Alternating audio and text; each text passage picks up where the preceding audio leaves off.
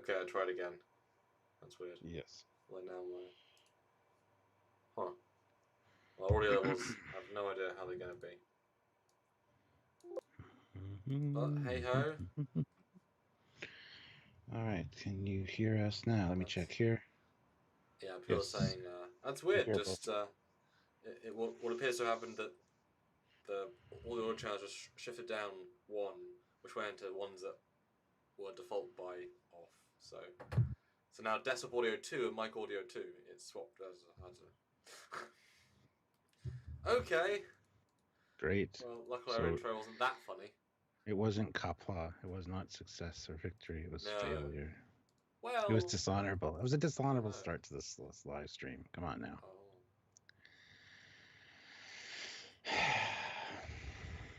Yeah, I know, right? We want to be honorable. We want to do the best thing, but... And that's always the annoying thing about this. We don't change a damn thing on these softwares. But for some reason, it just decides they don't want to work. Yep. All right. Well. How's everyone doing today? Yeah, how is everyone doing today? Hope you are well. Well. We're talking Klingons, and hopefully this will be a big conversation with lots of stuff. And obviously, unlike our previous series of top 10s, which it was a Trekyards top 10, each of us top 5, which kept the time down. It's actually a full 10, so even if we had done a Klingon, which I couldn't actually find in doing research, couldn't find if we did a top 10 on Klingons, this is us able to actually do full 10, and so I'm really intrigued to see who we pick, where they are. As I'd said, I just remember I was cut off. Earlier today, I ran through Klingons out loud, see how many I could just sort of come up with. And there's so many memorable ones, and the names I remembered, which tells you how memorable they are, etc., etc. So I'm intrigued sort of how obscure we go, how half Klingons potentially, as there are several, how raised not on Kronos, etc., etc. You know, there are many variants. Yeah, I was gonna have at least one half Klingon on here, and then I kind of thought of somebody else, and they got bumped, and I'm like, whatever. It's only half Klingon, doesn't matter. But Stuart, the real question is, how many Discovery Klingons are going to be on our list? You know, that's the real question, guys, and you'll have to watch the entire thing to find out, because they might be at number 1 or 2 for either of us. So you have to keep watching to see if Discovery Klingons are in our top 10, top 7, top 5, top 3, maybe even Lorel, Mother herself, is 1. Or Tyler, Vok, the albino Klingon, number 1. What was the other main bad Klingon at the beginning? And Takuvma, the guy that got 14 minutes of screen time, yeah. Wow. We'll see. Yeah. I might have, Stuart. You never know. Maybe I broke the mold when they broke the mold. Indeed. Well, we got some super chats to start, which is a glorious way to start this. Glory to you and your super chat. Oh my god, just that every time. That would get so annoying so quickly. That'd be amazing though, wouldn't it? All right, hold on. I'll do that. Mr. Decepticon, £5. Glory to you and your super chat. Great to see you guys. Hey. Just lost my job today. Boo. Aww. Unfortunately, so let's make this a good one. Cry havoc and let's slip the dogs of war. Well, good to see you, and sorry about your luck. Hopefully things get better. That's very awfully here. So we can take your mind off it for a little bit of time. Squadra course, $2. Glory to you and your super chat. Victory to you and your microphone. Wow, and you didn't know that was coming when you read that, so that is totally real. Not a banned account is now a member at the rank of captain. Glory to you and your captaincy. That makes sense. This is going to be a fun live. I get sick of saying that, but that's okay. Olivia Julius, $5. Glory to you and your super chat. Madam President. She says, make sure to you guys check out today's Captain's Log, where the Cap shows off his new windows for his igloo. Yes, that is over on the Captain Foley personal channel. Haven't not released it on Trekyards, so if you want to go check it out, go check it out. You get to see a lot of the pug in that, and the house, and Yeah. So check it out if you're interested. And it's not an igloo. Samuel can attest to that. But there are mounties outside, and he has a moose in both the front garden and the back garden. It's the law. I mean, I don't know. What can I tell you? Canadians. Lots of beaver. The captain loves his beaver. They're all over the house. It's like I have a fountain, or we have a separate tap in the kitchen which just dispenses tea, ready-made. It's illegal. I don't know. Yeah. It's illegal. Well, you can't have a fit a kitchen without one. Same here. We got like a coin-fed thing on the sink, like a tap that goes directly to the Tim Hortons. It's got coffee coming out of it all the time. It's pumping some money, and Well, I think it's every month you pay like $200 a month as the Tim Hortons tax. But you play it with it's the only tax that you like paying, because it means that, and the quicker you pay the tax every month or every year, there's like better coffee you get. There's like a roster. Yeah. So if you're slow, you get the dregs. If you're really fast, yeah. They call it the maple tax. Or the maple reward. Sean Corpier, $2. Glory to you and your super chats. Klingon Cisco. I mean, hey, I didn't think about that, but that would have been interesting. I was originally going to have a joke with a couple of these and put wrong numbers, and that was going to be my top, one of the top 3. Like, and the best Klingon ever is Cisco for one day. And it'd be funny, but I did enough finding pictures in the last hour, so so I found I got 2 honorable mentions that were originally in the top 10 list, and then I was making the lists and ordering them. I'm like, oh yeah, he's got to go in there. So they kind of got bumped to honorable mention slots. So which is still honorable. Names in the title.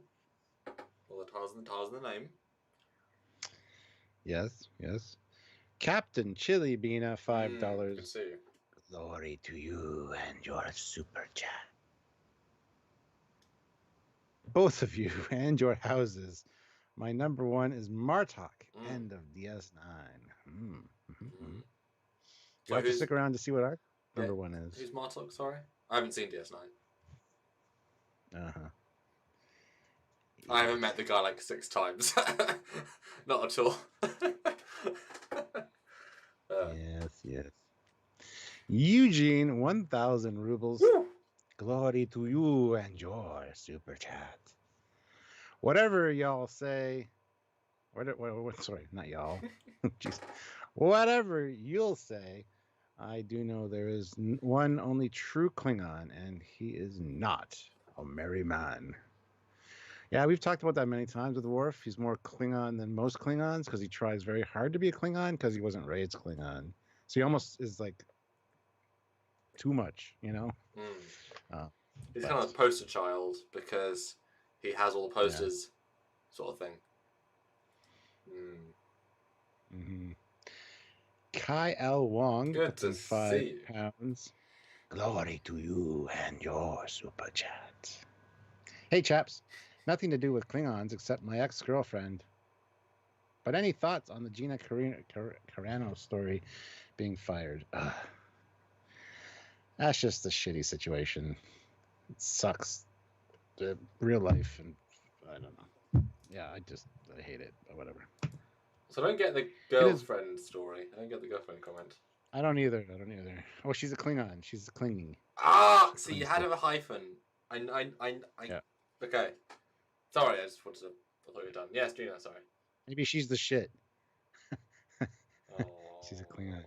Oh, no. Yeah. Anyway, moving on. Not a band account, $2. Glory to you and your super chat. I almost forgot. Damn. Lursa and Batol they destroyed an Enterprise. Did they, though? Did they? Oh. It was only because of the movie it got destroyed. If it wasn't a movie, that Geordie would have found a way of saving it, I'm just saying. Yeah. And it's sad it couldn't take that many hits. Yeah. Good choices, though. Damn it.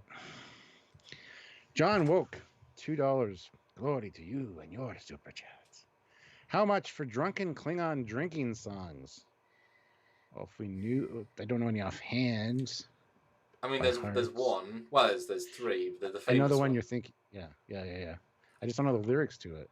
I know some of them. I know I can. It's in my brain Doesn't have to necessarily. I know the cadence, but I don't know the words, unfortunately. See, what we should do, Stuart, we're going to do a drunk Trekyards at the end of the month, guys. So what I would recommend is remind us about 2 hours in, once we've had enough drinks, and we'll find the webpage and we'll start singing it. And, we'll do it separately, and then you guys can compare. And someone can do, like, an edit of both of them put together, like, you intercut us. So remind us then, and then we will be drunk, and then we'll enjoy it and have fun with that. Yeah. Olivia Julius, $5. Glory to you and your super chat. My favorite Klingon is Samuel saying Kalis. Yeah, so you said it right, there's no H. Like, it would have been funny if you put H and then you said Kailash, because you kind of have to, wouldn't you? And it's sad because... He's not going to do it. He's not going to do it. It's sad because even Mary Shifo, who, was taught by the correct linguist people who explained how everyone's been saying it wrong for 50 years, and they say it right, because technically this letter should be this way it's pronounced. So she's very confident and hey, it's correct. And I'm saying, yeah, but everyone else said it another way, which means that the canon is that if how many chants of the Klingon Empire said it one way and you're saying it the other, sorry, you're wrong. Might be like it's like a cadence thing.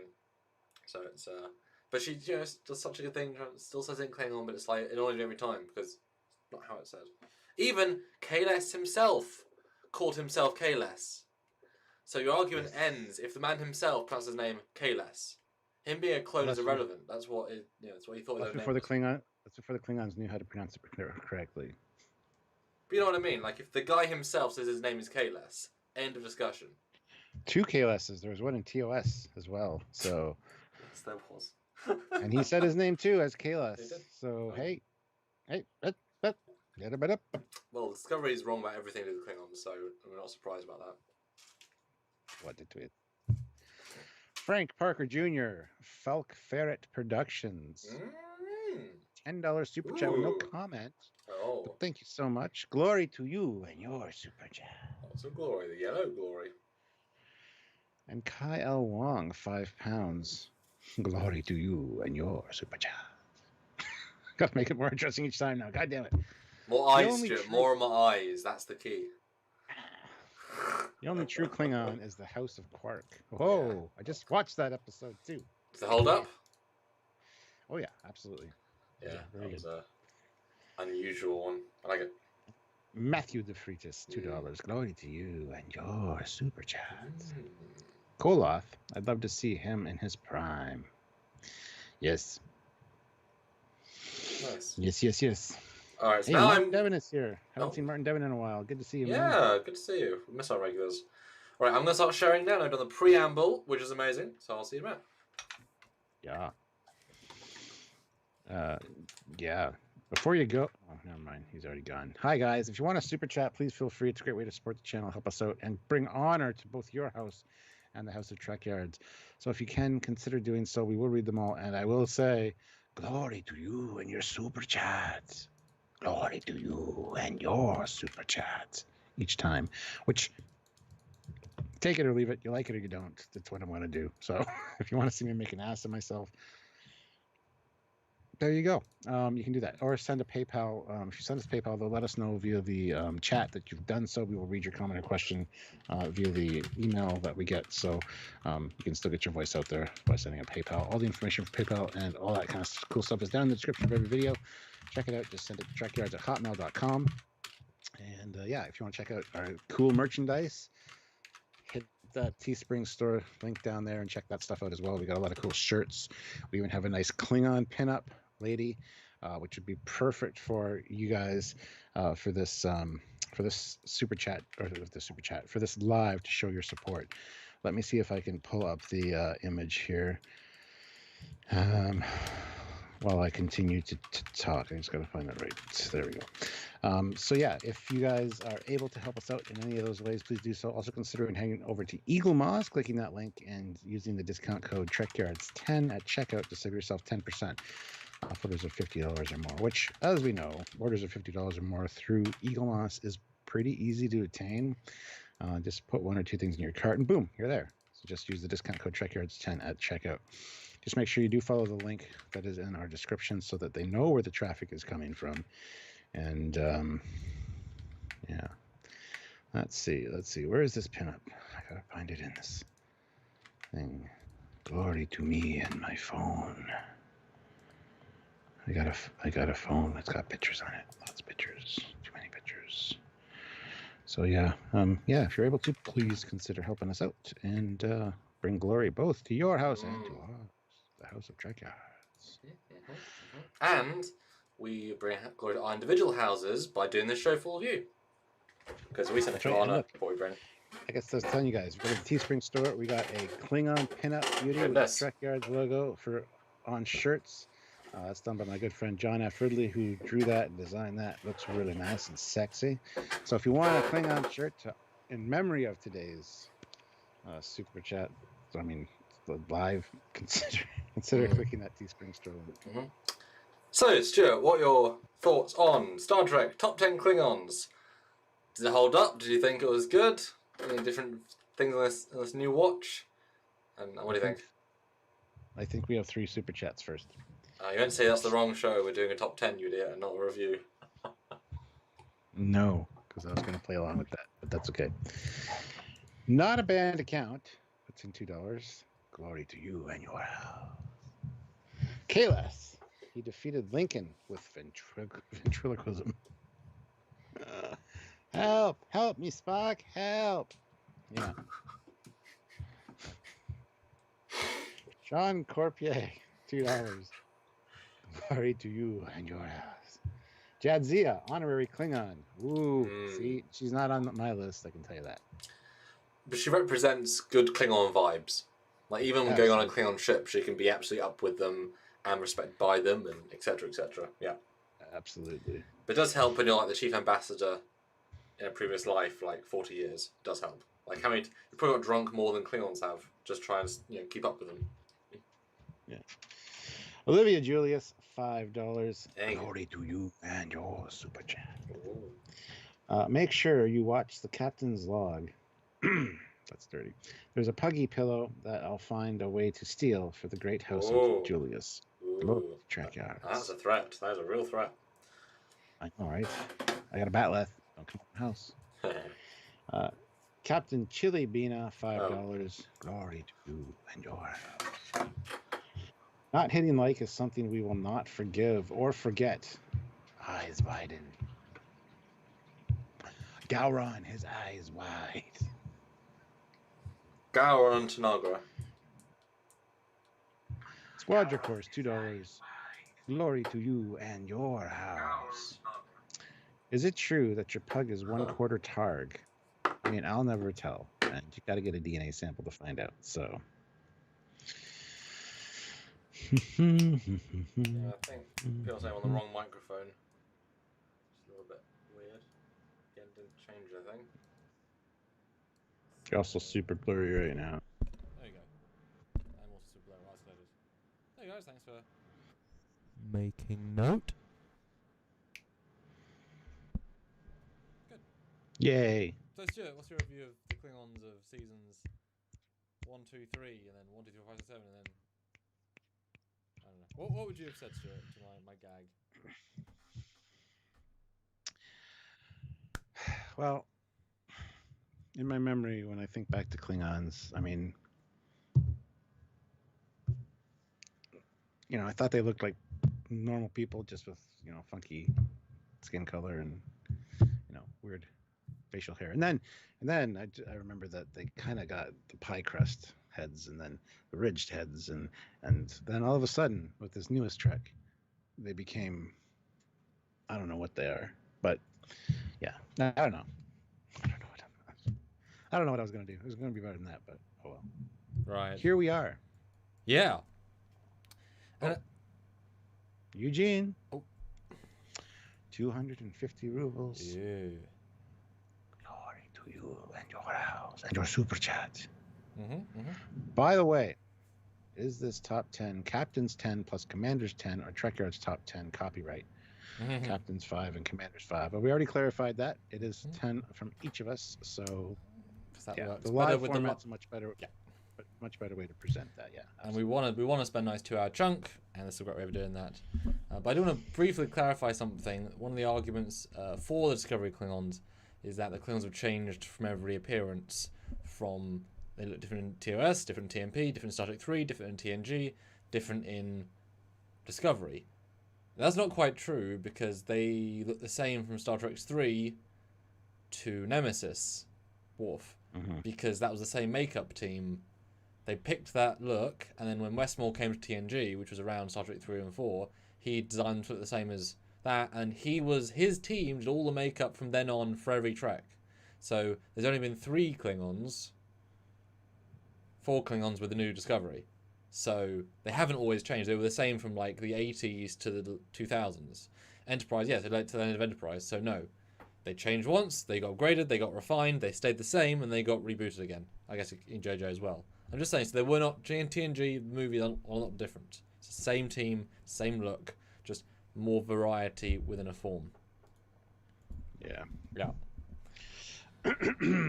James McGill, $2. Oh. Glory to you and your super chat. Klingon just died. Everyone do the death scream. 3, 2, 1. Ah! There's a warrior coming into the house of Stovokor. Or not the house. House of Stovokor? What? No, who's saying he's not in Grethor? You know, could be either.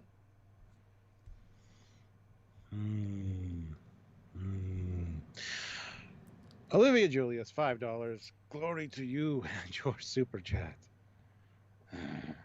I heard Precious is half Tribble and half Pug. Oh, goodness. Is that a Puggle? Hashtag anti-Klingon beast. No, Puggle is. I had a Puggle before her, and she was half Pug, half Beagle. Half Pug and half Tribble would be Pubble. A Pubble. I'll go with that. And she's not a Pubble. So speaking of Puggles, we're going to do a top 10, Stuart. And because of how we named our things, I come out as going first. That's just that way that happened, which then means that you get the number 1 slot so you get number 1 slot last, but I get number 10 slot first. It's just how that all worked out. So my number 10 in our top 10 Klingons of all time. And guys, we're obviously going to have some similarities, but we're just going to try and treat it as if we haven't heard each other's lists, just kind of have our own unique energy of it. My number 10, the 10th best Klingon for me is... I just want to clarify, we don't know each other's lists at this point. No. Yeah, because when you said that, it's like we know each other our lists already, and we don't. No, I mean, there's just probably... if there's any duplicates, we're going to talk about. Worf's probably going to be on both, but we're going to treat it as if he's a fresh pick for both. But yes, my number 10 is Worf's brother Kern, because I thought he was pretty neat. He's kind of like the Klingon-y version of Worf. You know, the pure Mog. Wish he was in it more. Sad by his entire DS9 arc. Or at least, by the end of it, I thought it was a really sad and disappointing way for the character to go, but it was a great couple of appearances. And Tony does a really great job, unique look. And I honestly wish there was at least one more episode of them just sort of hanging out together on a bird of prey in DS9, just doing cool things. They have great chemistry. And they really could have done with that. You know, both in full Klingon attire.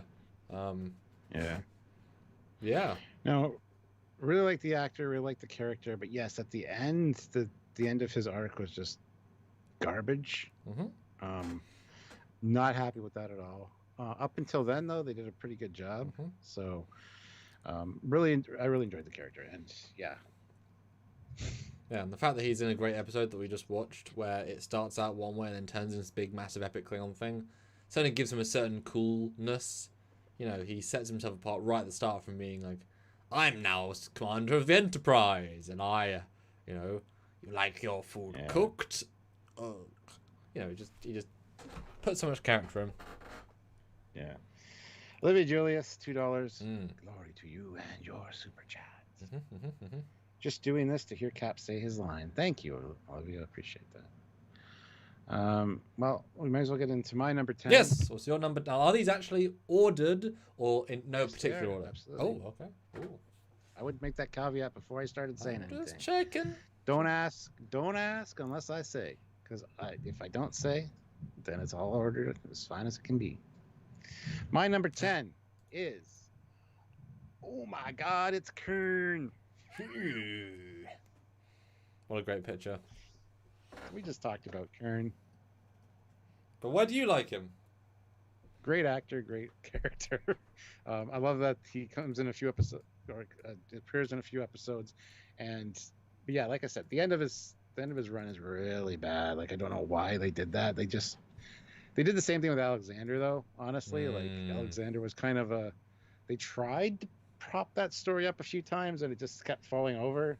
And then they bring him back in, DS9 later as older. And it just didn't work, unfortunately. So, yeah. I think Kern's great. And I wonder if they didn't know what to do with him, because he's such an open-ended, like, because he could be in so many episodes, especially when Martok and Worf start really getting on, and he gets adopted into the house of Martok. It's like you could have so many stories, and they had no stories. And I think they must just realize, oh wait, we've got this big thing that we, since we're such a Klingon show, let's just end it in a sad way for no real reason.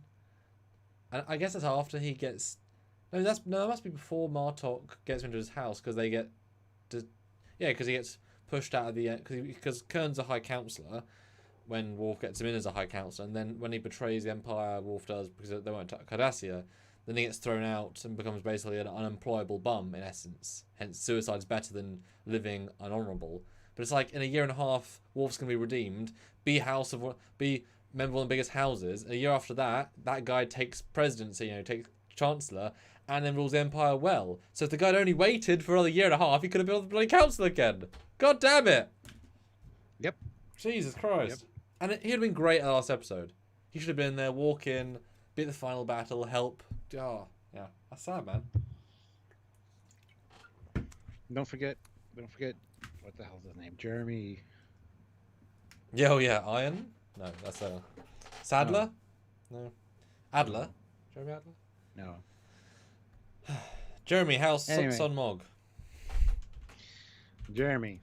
He's part of the Worf's house as well, so. Until he's not, which is right away. Yes, he should have come back at the last episode of DS9 and be like, "I'm here. Did I miss the war?" He should have ran in and killed Martok with the ATLA. Now I'm the head of our house. What? Astler, Jeremy Astler. Aster, yeah. Sergeant Roadkill puts in £5. Glory to you and your super chats. Lots of glory. All hail Kern, son of Moog, aka Rodeo. Glad he shows up in STO. Oh my god, it's Kern. Olivia Julius, $5. Glory to you and your house. She just wants lots of glory. That's what I think, Sam. I know. Glory addict. Number 10 would be Alexander, the one that came back to try to toughen Alexandria and save Worf's life in TNG. What? Toughen I'm very confused. Well, Try to save his life. It's his last appearance, the one. Oh, you mean the future Alexander? Oh yeah, he was great. Time travel Alexander. Oh yes. Now he was that was he was one of the better ones for sure. Good actor too. But Stuart, my number 9, and it's kind of funny to go from Kern, who's such a classical Klingon bad boy, to a Klingon classic Klingon good boy. What's his name? Sean Corpier, who puts in $2. Yes, to Advocate Sean Sepier, whoever his name is, just said. Glory to you. And your house. He ups Riker. Okay. Samuel? Hello. I hate you. Oh, that's... Kolos is his name, and he's my number 9 as well. Are we joint nining? I don't know. I think you're using my list with your own pictures. So my picture's much more high res than yours. Yeah, but I like mine better. It's blurry and... Yeah, yours is blue. Yes, classic. Almost. So I'll say a thing. And you can. We can back and forth on this one then.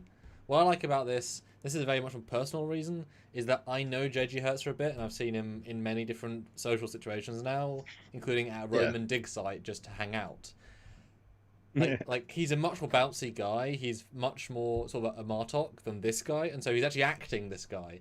He's putting a lot of his own depth of acting and thought into it. He's being very like the philosopher man that he isn't necessarily in real life. Not that he can't be, but he's actually really acting this role, and so I love seeing him as this because there's not that's a different, very very different. So that's one of my reasons. Why is he your number 9? Or one reason anyway. I just love the line. You don't think all Klingons are warriors, do you? Of course we have lawyers and farmers and artists and school teachers, and just the way he talked to Archer. I really liked. I just think JG is a great actor in general. He's done quite a few different aliens and stuff in Star Trek, but this one was memorable for a few reasons, because it does teach you about the Klingon society and the Klingon culture, and that line is just memorable. And the fact that he ends up serving a sentence in Rurapente, which is where Kirk eventually goes as well. There's lots of interesting things in that episode that I really like this guy. It's just a different take on Klingons, and I really appreciate the way he deals with the trial and actually does want to do what's best for Archer and not just, Well, he finds honor in doing his job best it can be, and his job as best it can be is actually get his guy off. Get his client off. Release his client to the world. Like, that's honourable, even if everyone's sort of looking down on him a little bit. Yeah. Olivia Julius, $5. Glory to you and your super chat. My number 9 is the founder of Kayla's Shoe Store. It's an American reference. Payless Shoe Store. It's just North American. Now, this is one of those interesting Klingons where you have a lot of generic Klingons and a lot of good actors that aren't given the best material. This is where also the writing is one of the best of season 2, I believe season 2. It stands out far above the rest. This is where Enterprise does the prequel idea, the character idea, and the story idea very well. Not so much the Repenthe bit, because they had less budget, but the trial stuff's really good. I wish more of Enterprise was like this. This is easily one of like 15, 20 best episodes of the one-offs. You've got kind of two-parters that kind of... and also it makes you realize that, Discovery tried to do different variety of Klingons, and they fail miserably. They all feel the same and even worse. He is the best way of doing it. Show a different job, show a different style. He's far, and all the Klingons in Discovery feel very similar. This guy feels different. That's how you do that. And we had just seen TNG where there's an exobiologist. So you do have other versions for sure. I like the fact they also didn't like soften his look. Like he's they could have argued from a technical standpoint, let's make him look less foreheady, like we did with Kalar, like soften the look so it softens the visual. But he is exactly as you expect, which then helps him feel, normal Klingons look that way, etc., etc. Just a little note. Yeah. We got a super chat that segues into our number 8 slot. Olivia Julius, $5. Glory to you and your super chat. But my number 8. Oh, I'm first because is the invent. No, because it's. No, I'm reading her super chat. Oh, sorry. It's a segue into our number 8. My number 8 is the inventor of the popular light switch, Klingon, Kling off. Klingon, Kling off. Klingon, Kling off. The Klinger. Ooh, Klinger from MASH. Sean Corpier, $2. Glory to you and your super chat. Klingon to this theme. Klingon to this theme. Klingon to this theme. All right. What's your number 8, Samuel? Azet Burr. Yay, it's not the same as mine. Hey, good.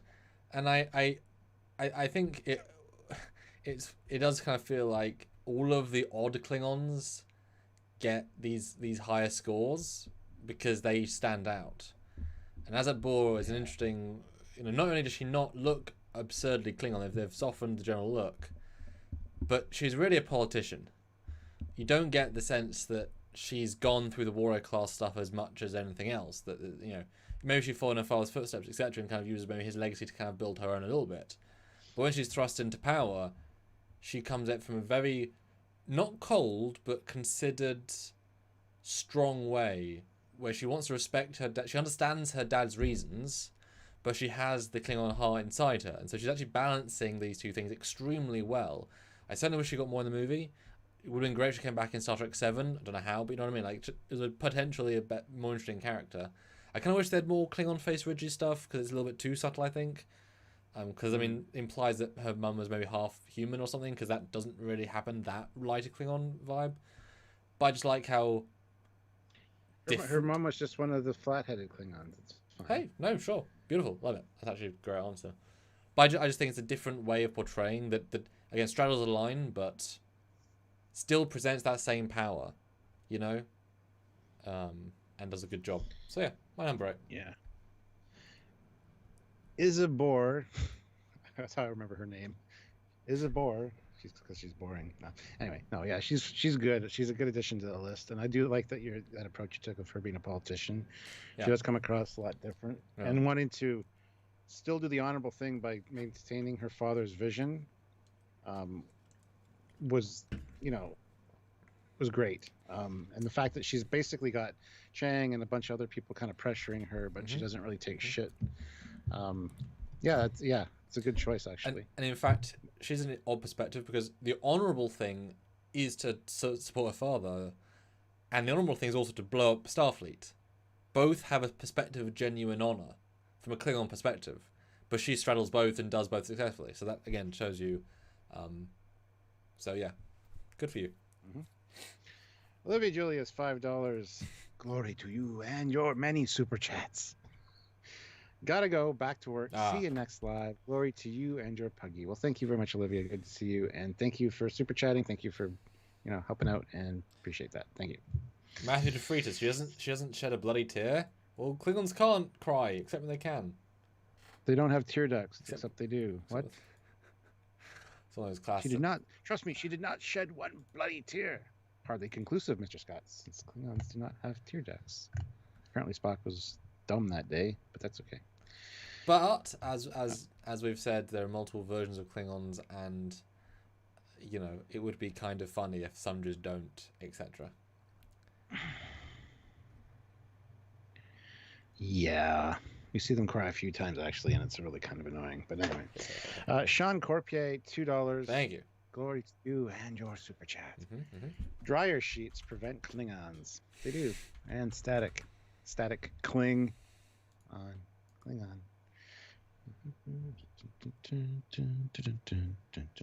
Anyway, my number 8 is Kahless. Who? Now the clone, the Kahless clone. Kahless, the unforgettable. Yes. I should have actually put the picture of the one from TOS as well, just because. But yeah, this guy, I like his. I just love that story because it was like very interesting about how that came about, and then to find out he's a clone is kind of like, and then like, we'll give him the, he's a figurehead. It's fine. Yeah, it was really good. He really thought that he was Kahless, and it was quite interesting. And then his attire, like that white fluffy outfit that he had, not fluffy, looked like mink, like he was all fancy. Yep. Just it was an interest. The story was more interesting, I think, than the character. But it was great to see Kahless. This person that you've heard so much about, built the Klingon society the way it is, and it's not the guy from TOS. Thank God, because that's the second time we've seen Kahless, for the record. But anyway, yeah, there you go. That's all I have to say about him. No, and definitely you see a lot of the things that this character this pulled into other shows. Because this is obviously a character that's being brought back of a Klingon from generations ago. You can now, and I actually didn't realize this, but yeah, you can pull his costume, say why the NX era Klingons are all wearing fur. That's more of an old style. There you go, he's wearing it. I absolutely love the extremely dense ridges, because as the gene pool got smooth-headed from TOS and whatever, they got more and more varied. Whereas he's really, that's another nice touch. From what I remember his acting, he acts semi like a caveman, like he has that slightly underdeveloped vibe, which is weird because you could probably argue they have space travel or something close at the time of Kahless. Like you possibly argue that because they were that a long time, you know, like they're not barbarians when they're K-less people, they were just Klingons, whatever. But he still gives that sort of, you know, he kind of feels like a caveman who's been frozen in ice for 10,000 years, whatever. And yet still has a certain vibe of honor, of strength. I obviously have a bit more connection to the character because I listened to the audiobook, K-less, where he reprises the role, and there's a lot of him in that because he's the narrator and playing the character, and so that's really deepens it. So I remember more stories with him.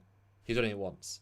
And you know, once you've seen K-less, and either clone, yes, but everybody accepted him, which means everyone knows exactly what he looks like. It's like if Abraham Lincoln was cloned and brought back, and he was a black guy with dreads. People wouldn't accept it because obviously that's not the way it was. So the fact that he looks like this tells us, of course, Klingons were not smooth-headed. Of course, they didn't like discovered Klingons. Like, this is the mold. You've now set it in fully stone. You can't change this. This is what proto-Klingons look like. End of story. With hair, with ridges, speaking English. No, I'm joking. But it's a precedent. You know, it's an important one. Yeah. Interesting. That's great. Yeah. And even the mythological story of him taking his hair and dipping it into the lava and creating the first Batleth. Like, there's some really good moments in that episode. And I thought it was one I had to have on the list. I wasn't sure where to rank him, though, but yeah, he kind of slots right in there. And actually, I'm super interested why and just for the audience might be wondering, and I'm certainly wondering a little bit, you know, Hythan Kern, who had more episodes, more screen time, and more presence in the show. Why is this character, who's a one-off, Hythan Kern? Because he's the reason for all Klingons. And like you said, he established the look, and it's set in stone because of that. I just think he's important. Like Kern, that's a good question, actually. I don't know why specifically. Yeah, it's the gut reaction I'm like interested in. Yeah, I don't know, actually. I think overall I was unsatisfied with the way that Kern ended. Maybe that could be it. I don't know. And if I answer the same question, I feel I should answer it. Why is Kern above Azat Bur, who had like 9 minutes of screen time and he had so much? Because she's something we've never seen really before. Female leader, politician, very balanced. So I think that's kind of why she represents something really interesting, which he does too. So, you know, and she had less screen time than your one. So I just wanted to bring that up briefly. That was just an interesting question.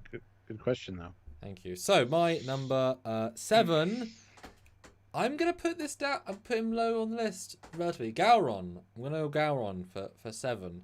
He is great. What? And that is still a top ranking slot.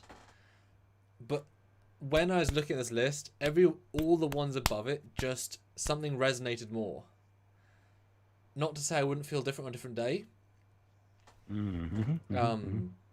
obviously, you know, Gowron, epic. But he is a meme. He's not as deep.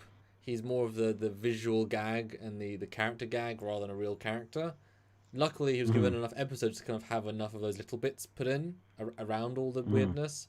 And it was great to see him in TNG because he's thin and different hair. And he is not thin now, and he's not hairy now. So it's fun to see how like his aged over the course of those 10 years.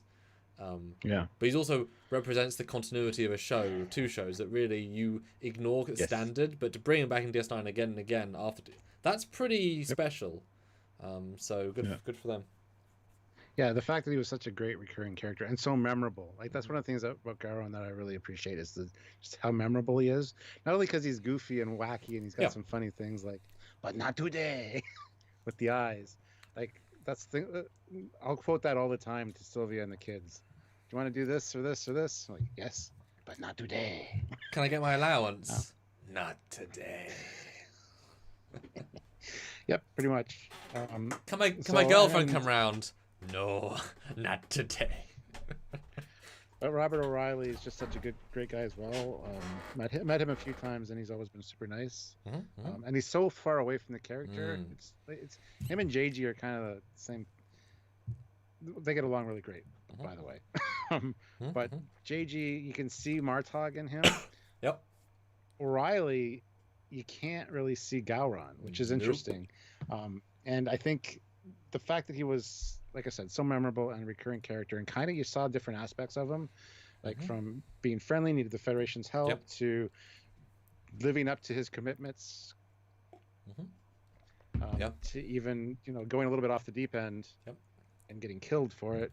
You know, there was quite a character arc there for him. So yeah, for sure. And not he is on my list somewhere. I will say that. And I was gonna, and about Robert O'Reilly, yeah.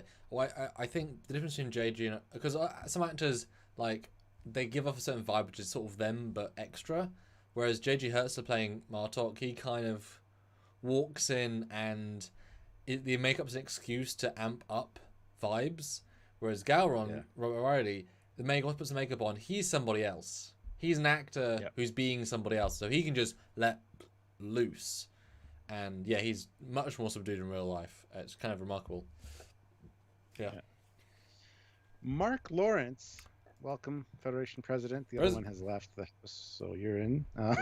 It puts in a super chat of $20. So glory to you and your super chat. Yes. One president leaves, another comes in. I didn't even read the fucking comment. Glory to you and your live stream. My favorite episode Klingon was played by Brian Thompson. I laugh every time I watch him say to Riker to have one of the females breastfeed him. Oh yes, that guy who's in like X-Files and everything. He's kind of a funny looking guy. He's a great Klingon. Oh my god, he should have been on my list. Maybe he is. You'll never know. I'll let you watch the stream before. Sean Corpier, $2. Glory to you and your super chat. Gowron was very political and was posing maybe. Yeah, I find I think because he became the chancellor that he had to you saw an interesting character arc with him. First he wanted the position, then he got the position and was kind of reluctant to help with the Federation, but he knew he had to because there's a lot to that character that was interesting. So political is what it is. It is posing. There's a lot of posing in political circles. And also, he was able to stay chancellor for, I don't know how long a term is on Kronos, but he was able to stay chancellor until you die, probably. Well, no, until you're killed, probably. Yes. So I think at a certain point, and they even mentioned, like, you got fat, he was a young whippersnapper that sort of wanted the reins, and by the end he'd been in power for 7-8 years, and he had become very happy with it, complacent, but also he liked playing the role because everyone liked him. Like, he was a well-liked chancellor, so I think he played up to it. Well, chancellors do become fat. They're not out in the field. Like, remember Kempek? I do remember Kempek. You're still fat. Got fatter by the day. But Stuart, is the next one fat or not? Your number 7 is Cola. I got a picture of him as the TOS Klingon and the DS9 Klingon. Still saying it's a conspiracy and they're accused. The Harm Master. No. He was surgically altered to look human so that he could, infiltrate Federation space and TOS. Then he just got the plastic surgery to get his old look back again. That's all it is. And that's why he's a Dahar Master, because the ones that, did that and then went back to looking like their Klingon selves got the Dahar Master. I don't know why. I'm just making that up, but that's okay. Yes, you are. He is a funny guy and a great character. I loved him as Trelane as well. And he doesn't last long in Deep Space Nine when they come back. And he doesn't have a lot of energy in that role in DS9, I find. But in TOS, he was just so fun. And he was kind of gave a new spin to Klingons. He had a bubbly kind of personality. He was very friendly, very smiley. You wouldn't expect that from a Klingon necessarily. And I really again, like I said, just didn't feel like the same character. Like, a lot's happened in his life, I guess. Or the actor just doesn't want to act anymore. I don't know. But he just didn't have that a lot of gravitas in DS9 for some reason. But it was great to see them back, the 3 original TOS Klingons, and them being friends and stuff. And that whole storyline was quite interesting. So, yeah. Yeah, I mean, I'll mirror a lot of that. That's why he's not on my list, because in TOS he's great, but in DS9 I can't even remember his performance except it was boring. Yeah, he dies pretty quick. But he didn't add anything to it, really. Like, the other two are much, much, much better. Like, it's such disparity. And his look is great. the old but wise looking Klingon. It's sad, and you especially associate Trelane. So it wasn't on my list. He absolutely went down for that. Which was his TOS episode again? Remind me what happens in it. It's the one where they go to fight, kill the albino. Jadzia. His TOS one. Oh, the TOS one, Trials and. It is. Okay, yeah. Okay, yeah. Yeah, he's on Deep Space. I thought so. K7. Yes. Yes. Oh my God. Yeah. And Jadzia was excited to see him. Remember in Trials and Tribulations? He won't know who I am. He won't recognize me. Yeah, he's good, but similar to the Kern, where it's got a bitter taste of like, well, yeah, but he wasn't very good that other time. Yeah, he was the last addition to the list. Like, I was looking at the list going, I got the other two on there, but I really liked his character, so I had to slide somebody out of one of the slots. And also in TOS, he's more like the cheeky Klingon, isn't he? Like, he's not really in it for the war side. He's not really gonna. No. Doesn't want to fight you. He just wants to, have fun with it. It's a Klingon personality you don't see very often. Yeah, because they hadn't established what the Klingons were yet, which is part of why. But my number 6 is, in a similar way, is Core. I do have one of the three, because I think he was much better. I have a picture of both of his appearances. I think he looks the most similar to himself. Yeah. 40 years apart of all the ones. And obviously they chose to bring him back twice, which says a lot about the character, and give him an extremely focused episode the second time. But obviously if you're going to make him a fun drunk, you can have a lot of fun with that. Yes. And he's definitely a fun one. He also sells the Klingonness better, I think. He inhabits more. But he was menacing in TOS, wasn't he? Like, he was the menacing one. He was strategist. Yeah. Not the same character. Yeah. Very different, actually. But he had fun with the role. Yes. In both TOS and DS9, like he just drunk that in, and I love how in DS9 he's an evolved version of himself, because his stories are all exaggerated. He's now a drunk. He's served his time. He's done his thing, and now he's builds himself up each time with different stories, or making the stories more elaborate or grandiose each time. Well, what happens when your entire culture is about being a warrior and you actually outlive the concept of being a warrior? It's like, I was meant to be dead by now if I was successful, but I was the other kind of successful. What does one do at that point? Okay. Because he's such a clearly prime of his life in TOS. It would have been nice, I don't know how you could have done it, but I see an in-between step, like a Lost Era him. Because I know you do see the other guy in Chang, the Voyager one, which is great. That's a lovely little. Yes. That's a very smart flashback. Because then you do get to see a middle one. Can't raise it. Well, they didn't look as much like himself, but that's because he look younger than your old self, but not as old as your. I don't know. And obviously, it's a damn bittersweet way of ending the character. And see Martok punch him is great, etc., etc. Because it shows you what a good Klingon is against a really old Klingon, and versus a middle Klingon. That's an interesting way of seeing, and you can understand why the young don't want to deal with the old, because they're not useful for anything in this culture. Like, of that old, that senile, there's nothing they shouldn't be serving, they shouldn't even be here, Yeah. No, good choice. And I really enjoy both of his appearances, so I'm looking forward to going back to TOS art when we do our review of it and digging into that. Yeah. Right, your number 6, almost at top 5. My number 6 is Kang, who we were just talking about. The other part of the threesome of Klingons there. He was great in Day of the Dove. Yes. Very great presence, great voice. We got to meet his wife. Like, his wife was on board his ship. That's something that was. Oh, that's his wife, was it? Oh, I thought it was his wife. Yeah. So we got to see that they, in fact, have their wives on their ships, which is interesting. And he was just very calculated and measured in that episode. And then we get to see him in flashback in Voyager on board a Katinga, going up against Sulu. And then we also see him in DS9. So he actually had quite the interesting journey in Trek, as far as being shown in different eras. Just wish we would have seen more of him in flashback, honestly. But yeah, he's such a cameo. It's a lovely cameo, but it's such a cameo. Yeah. I think we both agreed that episode should have ignored everything about the Tuvok child thing, just had it all in flashbacks.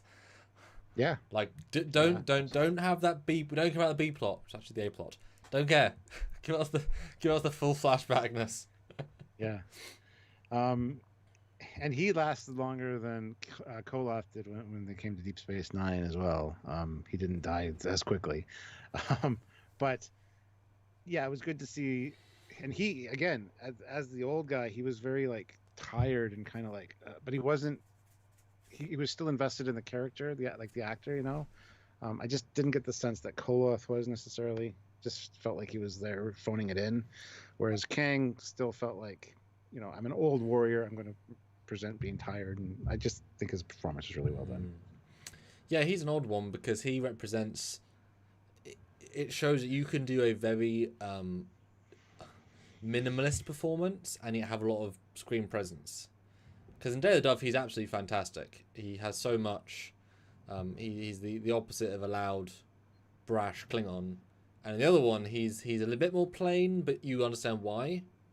You know, he's the sort of Klingon that I can imagine after TOS, after the big war, he went and was like a professor somewhere, like a war academy. Like, he hasn't been on the battlefield for a few decades because he's done his bit. Like, I'm happy to do other jobs in the Empire because that's also honourable. You can get that vibe. Like, he can do other things. He's that measured. And yeah, screen presence for sure. He might not yell at you. He might not stab you. But you'll be afraid of him.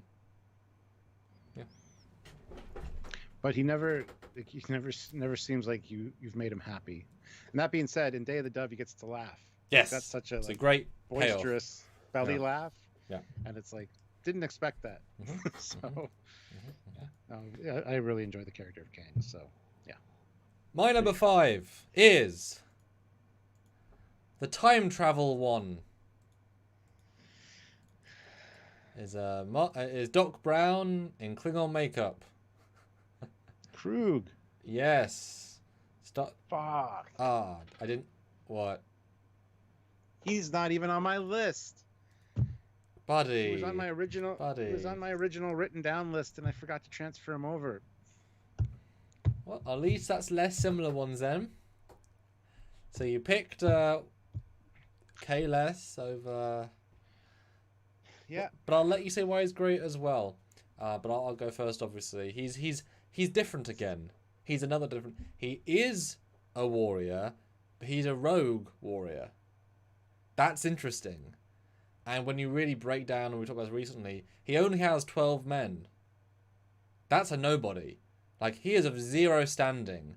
And they're all pretty young officers. Like, he is a nobody with a nobody ship and a nobody universe. And he's not even necessarily looking for glory until he finds potential for glory. And then he's like, oh, you know what? I'm going to do this. And I love the character because you know Doc Brown so well, and this is not Doc Brown. And this shows he's a very flexible actor. And he is kind of a subdued Klingon in the sense that he's sort of just showing aggression. Like, he's a baseline Klingon. Like, he read the brief, but also he added his own, like, I'm not going to go that angry. So it's kind of like, so it's an interesting in-between, as if the eras, you know, TOS was more tactical, these movies was more in between, and then you get the kind of Viking, because that's obviously how they evolved. So it's a very interesting middle.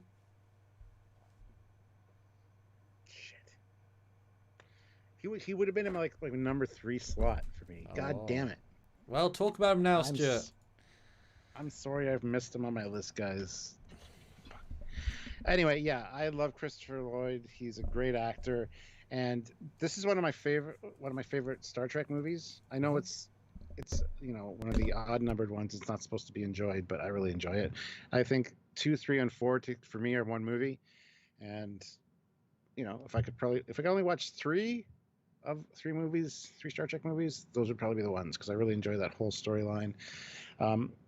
Yeah, he's got a pet Targ, which is awesome. And he's got his own little tiny scout ship that he's breaking the rules of his government. He's infiltrating Federation space. I don't know what he wants necessarily with the Genesis device, but just to get power, I would like to see what he would do with it if he accomplished if he got it. Like what would his next step have been? Was he going for Chancellor, or was he trying to do something else? He just seems like an ambitious type that I'd like to know more about his story. Oh man. And see, because in the original, I don't want to get into this too much, but in the original draft, that was a Romulan ship that him and his crew actually stole. But yeah, we're not going to talk about that because. Wait, it was? I've never heard that before. We have videos on it. Go watch them, guys. We have videos yet released about it because they frustrate me. David Deister, $2. Thank you. Glory to you and your super chat. Yes. At Trekyards, rest in peace for Christopher Plummer. Absolutely, indeed. Yes. But yeah, Krug is great. He is a fun villain and a good foil for Kirk. Beam up the Vulcan too. No, why not? Because you wish it. Awesome. The fight, the way he dies, gets kicked in the face by Kirk, falling off the ledge. I don't know. I just think he's a great character, and the fact he strangles this big worm. Yeah. Is everything all right down there, Captain? Everything's fine. Just almost died, but that's okay. You get the sense he had fun. And this is not a casting choice you would expect. Like, I wonder who pitched this. And yet, boy, it was a success. You don't know until you get him in the makeup chair, and he's absolutely inhabiting it. And also, he's quite a minimalist-looking Klingon. Like, he has short hair. Ridges aren't particularly pronounced. Like, they're medium. So he's quite subdued in his look, and yet still very visible. He's more ragged in his appearance rather than big and Klingon-y. Yeah, he was very samurai-like, too. Yes, that was it. Done and stuff. And the whole shooting his own men, just fire a warning shot. Lucky shot, sir. Yeah, ruthless when he needs to be. I think he's just a little mentally unstable, this guy. So, especially worse when he only has 12 people on his ship. It's like that guy was going to do the laundry for the next 2 weeks. Well, who's doing the laundry now? Like that whole rota. Clean up the Targ shit. Yeah, Feed him. Yeah. That's the other thing. When he's walking off the bridge, he's just going, feed him. And the guy's like, yeah, okay, shit. Yeah, that's a film where it benefited from having less money and they had to be more creative and focus on characters. But speaking of focus on characters, Stu, nope. I take it back. You Fleet Pass Swift back $2. Glory to you and your super chat and your moderation skills. 105 likes. Yeah, sorry for the tardiness.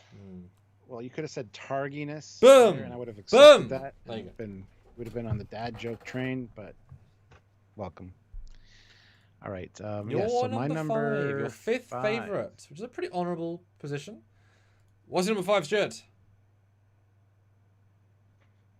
General Chang. Oh. Christopher Plummer himself. Oh, fuck. I keep moving and my earbud keeps like shocking the inside of my ear. What? Static electricity or what the fuck is going on? But it hurts. All right. Yes. Okay. Chang. Have you not heard the chimes at midnight? Great actor. He's actually performed when he was younger in Stratford, near me where I grew up, with William Shatner. And just a fantastic actor. And I never would have thought of him as a Klingon until Star Trek 6.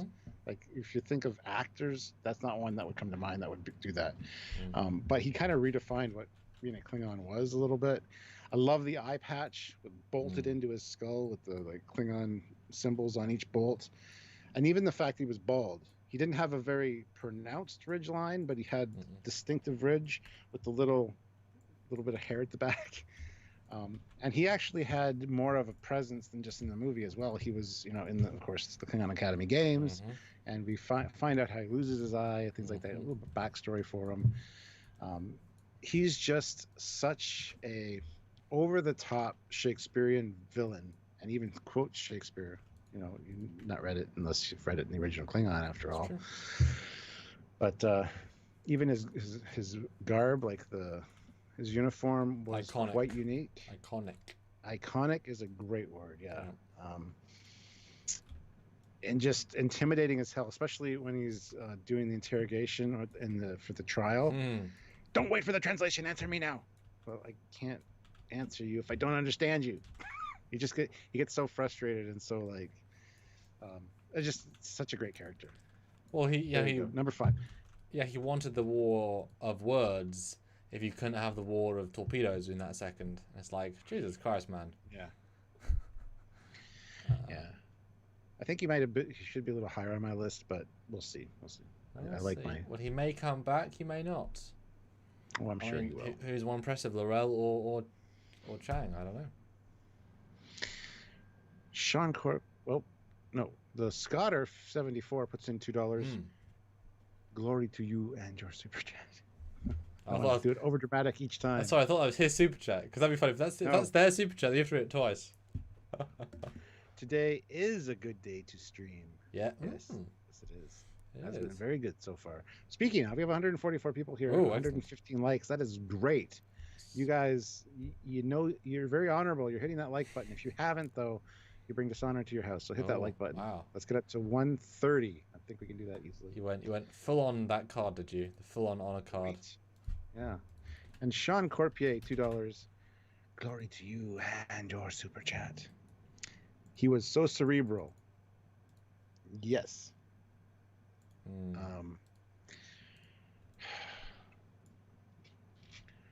Although I don't think he was the smartest tactician at the end, but that's another discussion. Yeah. Look, a torpedo coming right at us. I'm going to stand up. Maybe give an order. I know there's supposed to be like there was no time for him to do anything, but still.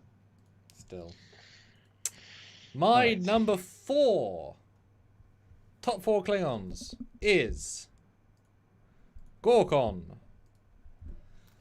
So, you know, two great Klingons back to back, and this was not one I expected to put on my top 10 list or let alone this high. But the more I thought about it, the more, just like with Gowron and the other guy, he had to get Chancellor during a time of Cold War, the Federation, and both peace and war with the Romulans. This guy led in a very aggressive time, and he's that measured. That tells me that he was, you know, ordering battles and ordering war and ordering things against the Federation, and yet just like he's asking all the Federation to do, he is able to forgive his enemies. He is able to look past that. He is able to be the decider of peace. So he comes from the full war, and yet wants the full peace. And that tells you so much about his mentality and his, you know, for the greater good of the Empire. Very selfless, because if it goes wrong, if it goes right, many Klingons would say he's a coward for giving in to the Federation, even though he knows it's for the greater good of the Empire. And so he's potentially going for his entire legacy to save the Empire. So he's a selfless man, a strong man, very balanced, more balanced than you expect, but clearly a politician. You know, you couldn't really imagine him on a bird of prey saying, "Fire, fire!" So I can imagine he went the politics route as well. And what's even better is that you compare his acting to the drunk guy in Star Trek V, and it's like, where was this guy? Not that he was bad another time, but he's much more nuanced here. And I really wish, I'm sad that he didn't get more scenes. I know he's the entire catalyst for the movie, but you know, those scenes are so good by having just direct conversations between the characters. They're so good. So I wish he was in more.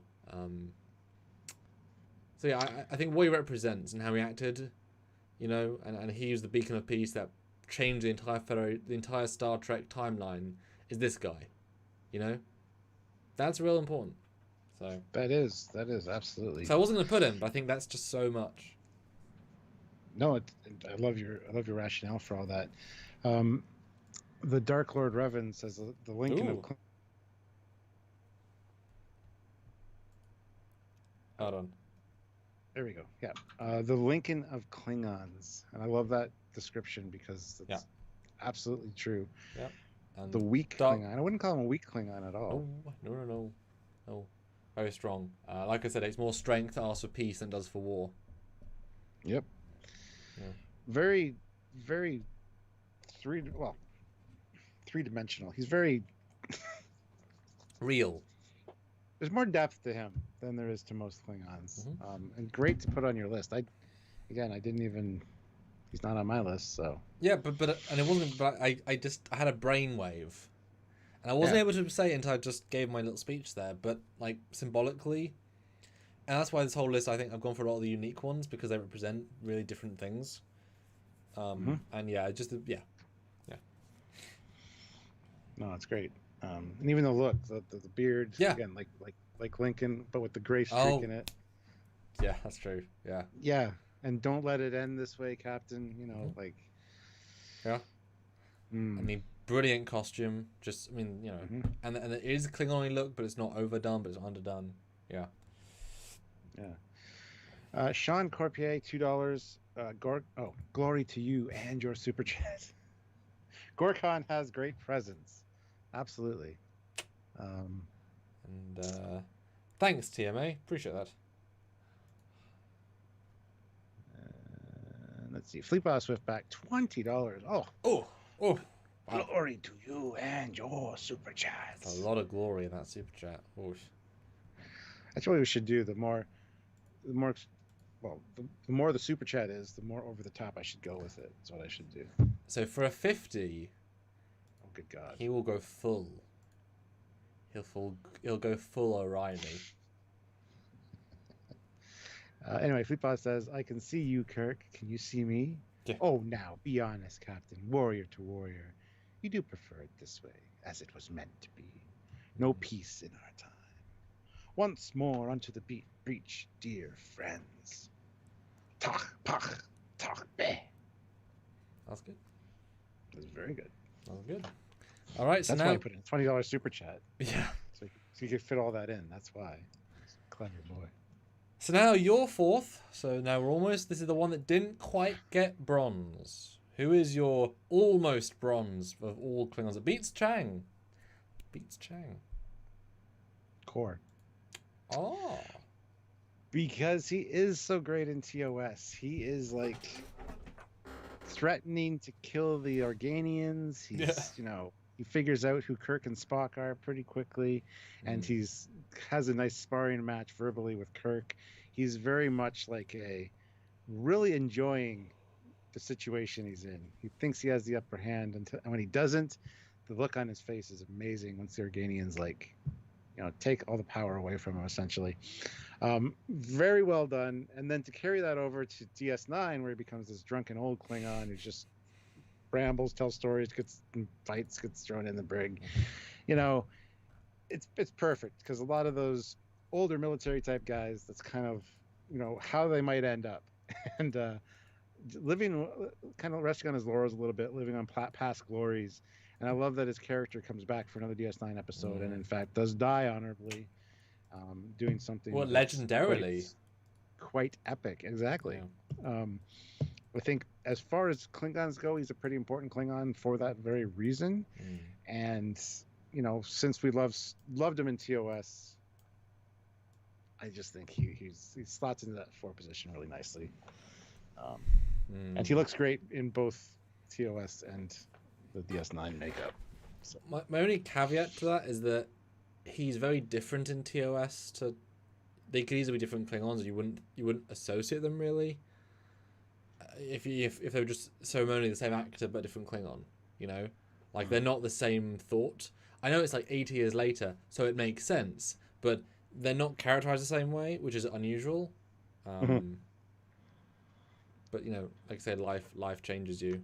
Yeah, people change, right? So I do think, though, I think this is one of those lovely things where you have a TOS bias, because that's such a big part of your psyche. Not in a bad way, just the TOS then gives it such a big standing, Like, that's a pillar of strength, and you add the brilliant DS9 stuff on top of it, like, he raises above. A Chang, who has arguably more fame, but obviously way less screen time and way less whatever. I'm just not judging, just saying, I think that, you can't so much core, Well, core. Yeah. Wow, shit. That was damn. That was awesome. Wow. Well, Squadra Course puts in $1. Glory to you and your super chat. That's what a $1 one deserves. Just kidding. Thank you very much. Yes. Sean Corpier, $2. Glory to you and your super chat. Captain Foley, the best Klingon. No, I wouldn't make a good Klingon. Although, unless I'm in a bad mood and it's the morning. I just woke up. The Bat'leth is right behind his yeah. But yes, turning does it. Yes, he's actually in the Sword of Kahless one as well. It's actually in 3DS9. Forgot about the middle one. Trying to regain his honor, which that tells you a lot about the character they brought back 3 times. That's right. Yes, you're right. Which is really, that's a great character as well, because it's, you know, and I do remember this. I did watch the start of that again for some reason recently, and it's great because, you know, he has yet to meet Worf, so all his stories are fresh again.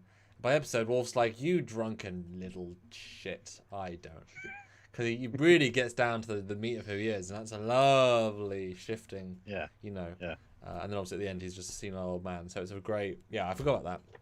Brilliant. Yeah. Yes. So my bronze Number 3 Klingon is Number 3. Nah, it is Chang for me. Oh. So a little bit higher than 2 places higher. My bronze, because he's, like I said in other ones, he's a very atypical Klingon. Although I do think the Shakespeare is almost a gimmick rather than a feature. You know. Yeah. But in the content, and he's not that much in the game. He's actually really deepened by the game because he gets to be more professional. Because in this situation, when he and I haven't like, I'm just saying it out the top of my head, but I think it makes sense. He's walking onto the Enterprise knowing he's going to kill his Chancellor. He knows he's not going to get caught. He knows he's got a foolproof plan. He knows he's got this steps. He knows the Federation's behind him. He knows it's going to go great. So he's in a playful mood. He's like, this is my chance to have fun because I'm going to kill everyone on these ships soon enough. And so this is not him normal. Hence why he's really over the top, but in a very specific way. Shakespeare is about expressing extra, about being fun. So that's already a fun context. Then we see him later, obviously, you see like the trial is great because he's just being aggressive. He's still acting, but he's more himself. And at the end, he's able to embrace it for sure. So I think it's almost too gimmicky, but he's overconfident. He's the sort of I was just going to say that. Yeah. I was just going to say that. He's the guy that he has tacticianed his way into a beautiful situation. But what he didn't think about was that his ship still has a tailpipe. And to be fair, he wasn't to know the Federation was just doing gaseous research. How could he plan for that? Like, you know what I mean? It's one of those really random things. If that was not the case, he would have been fine. So he did have a foolproof plan, and I kind of wish he had torpedoed the bridge sooner, because he would have won sooner, etc., etc. Yeah. But he's overconfident, and he's just having fun, so much fun. Well, that was his downfall, the overconfidence. Yeah. He could have ended it much quicker. He could have slit the Enterprise's throat. Playing with his food, yeah. Yeah, exactly. So. Well, and in fact, you know, Klingons like eating their food live, and so he's letting them squirm before he finally eats them fully. And obviously the look is good. Very minimalist, and yet they were like, we're going to do something really original. And I guess actually Martok then, you know, mimics in essence the eye patch. Because they didn't give an eye patch. It would have been 2 Chang, but you know, 2 great Klingons both lost their eye, etc., etc. And it's kind of nice actually if this guy was, I know I'm adding a bit more canon, but if this guy is a smoothhead Klingon that like, if this guy is a smoothhead Klingon that, because we've assumed that he could have, you know, surgery to replace their ridges, and he's like, you know what, I want a 1 out of 100.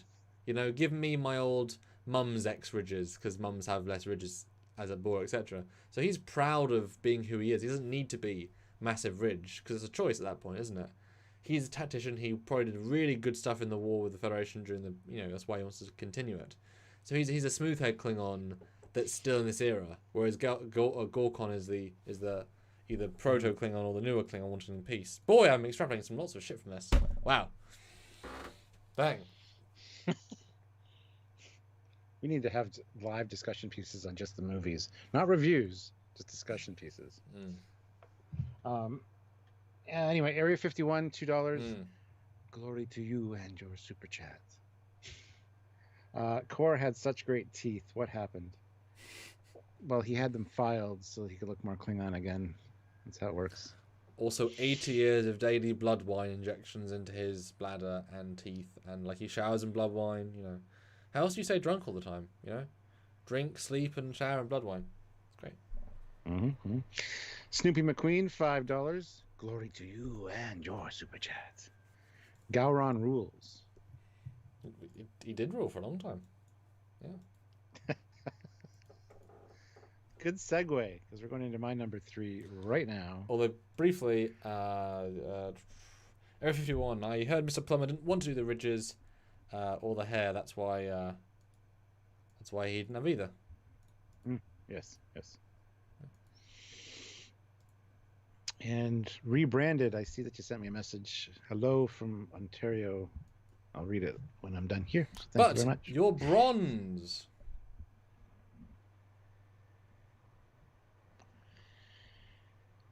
Glory to me and my bronze.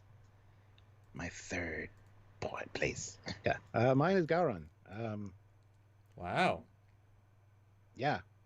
I really, like I said, I think the fact that the character is so memorable. And please do keep an eye on the live, Stuart. Just so you know. What's that? Just make sure you keep an eye on the live as well. Oh, yeah. Okay. I see what you're doing. Okay. Gotcha. Yes. Just because he's so memorable from his first appearance right to his last, and the arc that the character has. Yes, he stays in power for quite a long time, and I love the fact that he kind of owes the Federation a debt of gratitude here and there.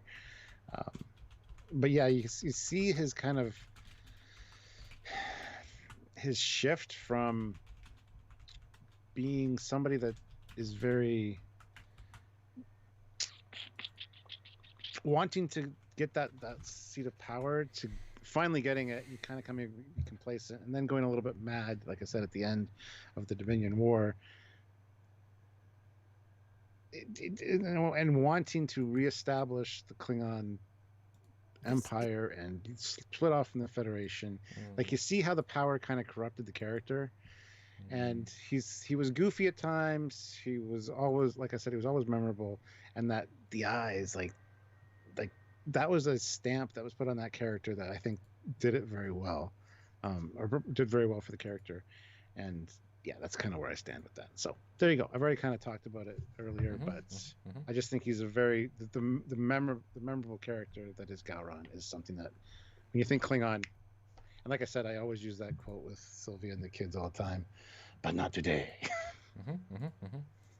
Well, he's like Baal and Stargate, you know. They loved him and they want to bring him back as much as they possibly could.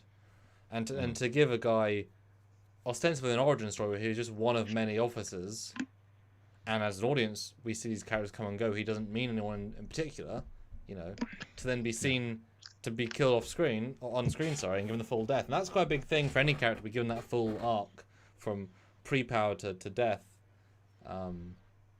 And he wasn't just a gimmick, which is nice. He was given some depth in between, but obviously having that many appearances do help, obviously. It would have been nice if... Well, like, it would have been great if he was in an episode like we had with Martok and Worf, where they are doing just their own thing on the Klingon ship.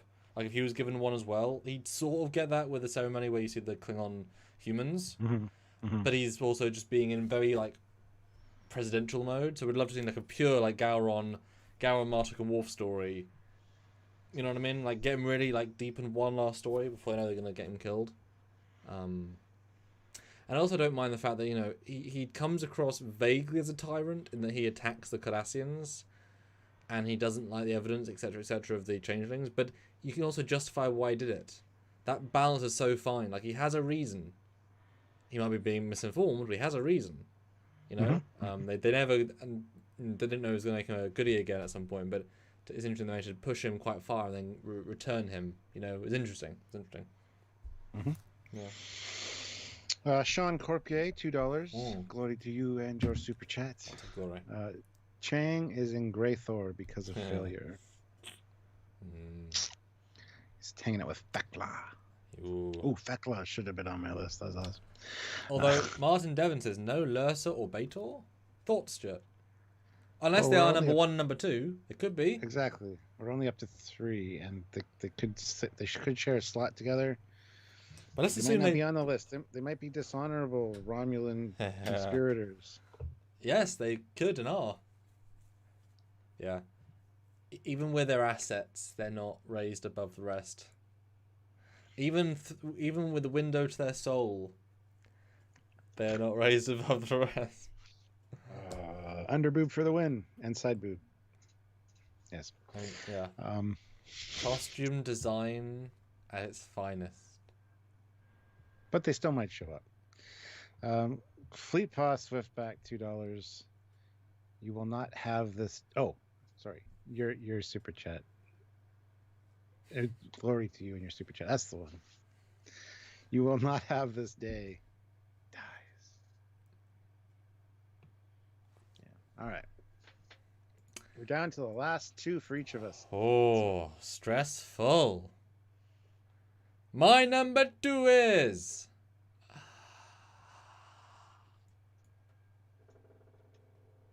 I was going to make a joke that it was Laurel, but no one would believe me. I'm going to give Martok my number 2. I am. Who's your number 2, Stuart? See, I feel like these two might need a double conversation because they might be the same or not. So, who's your number 2? My number 2 is Worf. So who's your number 1? My number 1 is DS9 Worf. Oh, who's your number 1? Just Worf. No, my number 1 is Martok. And we have the exact same frame, even though mine's a screen cap that I took from the episode, finding it, and yours is from online. It's the same damn frame. How did that happen? Synergy. Yeah, like that's not... I just feel like I like the frame. And yes, I picked a later Worf because I was like, oh, I like that. So yeah, we have a double whammy, joint share, whatever. So why... So I'll tell you what, let's do it this way. Why Martok over Worf? And you can ask me why Worf over Martok. I'll ask you first because you were the... It's true. You should be going first. So okay. Yeah, why did you choose Worf over Martok? Because it's the obvious answer, but I think there's still some merit to that, in that he did get the most screen time, he did get the most journey when it comes to DS9. When you watch TNG, you realize how little he actually got, and you kind of really you remember more in retrospect. Yeah. But the fact that, you know, the classic argument, yes, the most Klingon of all Klingons, but the fact that he kept a better balance, he's able to be more polite and more aggressive. He's able to be more generous and more stingy, you know. Whereas Martok is pure Klingon through and through, for better and worse. But Worf has a bit more dimensionality because of that. And, you know, he can play all of the sides of the character. You know, and it is bloody satisfying to see him in full Klingon uniform the few times he does. That has an extra power, like him with Jadzia when he's with Martok, because you never see that, and it lets him be different. Whereas Martok is more of the same, not in a bad way by any means at all. But Worf has a bit more of that dimensionality. So Stuart, why Martok over Worf for number 1 Klingon of all time? You kind of said it in your thing there. He's more. He's the Klingon. The Klingon's Klingon. Like you see him downtrodden at times where he thinks he's not doing what he could as much as he could be doing. You know, you see him beat down a little bit. You still see that, you know, that he's human. Yeah. He's just such a, again, it goes back to being a memorable character. Yes, Worf of course is too, and Worf's had quite a journey when we first saw him. And because he's been in TNG and DS9, he's got the most screen time of like almost any Star Trek character probably. He's just he has too many human ideals to really be the number 1 top 10 of a Klingon list, in my opinion. Martok is the Klingon's Klingon. He is the Uncle Sam on the poster. The Klingon Defense Force wants you. He is that guy.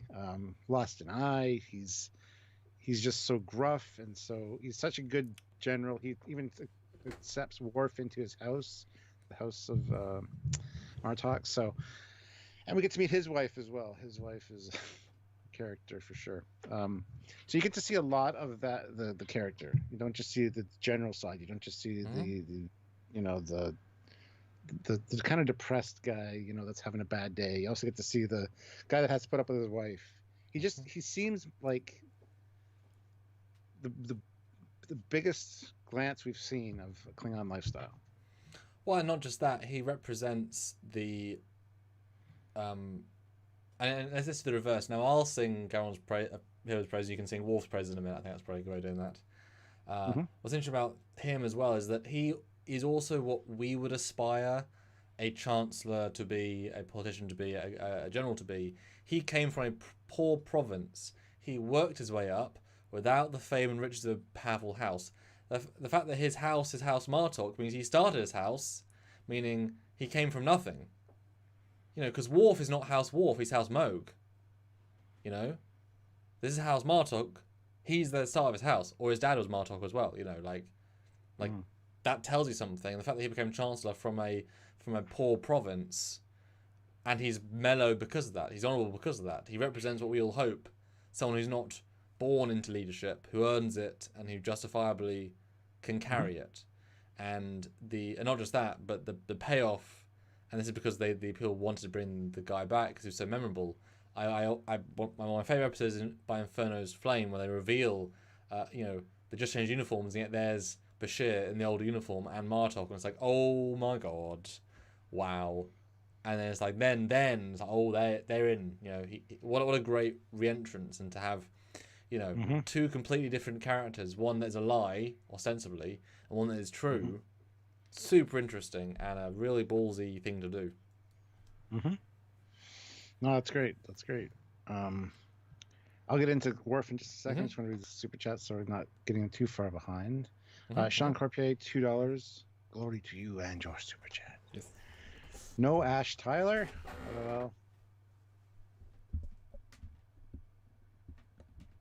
I wish we had. No, I don't. Never mind. I was going to say I wish we had an airlock eject button, but we like you guys.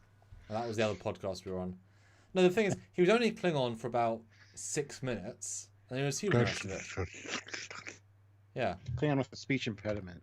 Yeah, he was an ostracized Klingon that had a birth defect that, there's nothing interesting about the Klingon itself, and the human was fine, and the melding the two was a confusing non-character. That was only made better by the actor, you know? The actor did his best, but the writing and the character wasn't very good, so no, he was absolutely not on the list. Honestly, I would put Aaron Darvin as a better Klingon than Ash Tyler. And I'm honest about it, because he at least passes for a, human. He put an LOL at the end, so he was just joking. But, sure, yeah. And he super chats another 2. Super chat, of course. Worf is the Vulcanized Klingon. Interesting way to put it. Well, yeah, I guess he's not that human-y. He hasn't been made emotion-full. So I guess there's some logic to that. Logic. Damn it! And Sean again, another $2. Thank you so much. Kayla, my favorite Klingon woman. Well, she was on my list. But she got knocked off the list and is in an honorable mention slot, which we'll talk about in a minute. But where was she on the list then? Where was she, or may she have been? She was going to be in the number 7 slot, actually. Right after Kalis, but before Kang. Then I'm like, wait a minute. Koloth isn't on this list. And then I forgot about Krug. What the hell? Krug should have been on this list. Anyway. Although, Happy as Gnome says, did any Discovery Klingons make the list? Tukuvma slammed for makeup and speaking in Klingon. Yeah, why did no Discovery Klingons at all make it? Because they've got quite a lot of Klingons. Why no Lorel or Cole, etc. Any particular reason? The non-gimmicky reasons. Because they're not Klingons? Oh. I don't know. There's just so many better Klingons. We're talking about the top 10 here. We're not talking about the middle. I mean, if we had to pick the best 2 from each series, okay, that would have been a different list. There you go. Anyway, well, it's also they're the least dimensional Klingons out there. They aim for 3-dimensional Klingons, but Lorel is a very one-dimensional. There isn't much there, and the Klingon she fights, there isn't much there character-wise. Krug has more character and has less screen time than they have, and they were designed to be 3-dimensional, but they failed miserably. They're one-dimensional bad guys. Lorel is a bit more interesting, but she keeps being swapped as the show gets rebooted, etc., etc. And Joe says she's going to be at Wonderfest this year. Well, first of all, I don't think there's going to be a Wonderfest this year. First thing. Second, are you talking about Susie Plaxon? Yes. Kalar? Or are you talking about Lorel? Lorel. Mary Shifo. Mary Shifo, that's it. Thank you. Because that'd be awesome to see Susie Plaxton, but yeah. Anyway, so Worf, as we Yes. talked about many times, he, considering how he lost his dad and was raised by humans, he aspired to be more Klingon than most Klingons. Most Klingons grew up within it; they took it for granted. They just were Klingons, right? Worf took everything to the textbook extreme, as we hear him described many times with his crew, like Klingon this, Klingon that, Klingon. Like he was almost the epitome, the poster child for being a Klingon warrior. He tried too hard, and yeah, I mean, I didn't want to put him as number one because it just felt like a cop out to do that, because everybody would put Worf as number one. I just really wanted Martok in that slot. But Worf is definitely somebody that we've seen his journey. Like I said, he's probably got the most screen time of anybody in Star Trek. I don't know if that's a fact, but I'm pretty sure it would be, considering how many episodes he's been in. I've seen him get married twice. Well, he didn't really get married to Kalar, but he's had some bad luck with women. That's all I'm saying. I don't know, and the mirror universe versions of him was kind of an asshole. The future version from All Good Things, again, kind of an asshole. Kind of had this grudge with Riker because of Deanna. Like, just, I don't know. We've seen a lot of his character. I felt it would have been a cop out to have him as number one. So, but it's in a similar way that Christopher Plummer is not playing a standard Klingon. Neither is the adjudicator trial guy. Neither is Kalar. Neither is, neither is Gorkon. So many of them are not what you associate Klingons being, because they come from slightly different paths of the Klingon heart. Worf for me is that, but also you have all the extra stuff within that, etc., etc. Hence why, But obviously Martok being a very, very, very, very close second. It's just two of the same sword, two sides of the same coin. They're kind of interchangeable in that 1 and 2 slot, like those two, So. Yeah, it depends if you're looking for that pure blood or the 3-dimensional blood. Although I am finding, though, it's odd, already in 4 seasons we haven't had that much Worf in TNG. He's less prominent than you remember, which is sad. Yeah. Unexpected Bagel puts in $2. An unexpected super chat. I'll say that. Glory to you and your super chat. Tenovic should have been someone's number 10. Who the hell is Tenovic? Name sounds vaguely familiar, but let me take a look here.